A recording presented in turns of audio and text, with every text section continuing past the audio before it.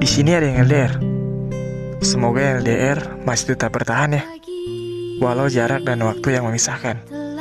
Jarak memang sulit untuk saling kita percaya, sulit untuk saling kita mengerti, sulit untuk saling menjaga hati. Tapi semua itu gak bakal terjadi kalau kita berdua berjanji untuk tetap setia sampai waktu yang akan mempertemukan kita.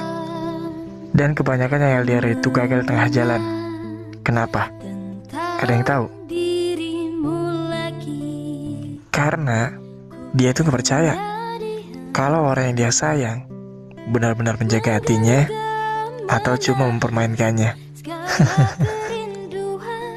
Dan hanya orang-orang hebat yang berhasil melewati hubungan dengan yang namanya LDR.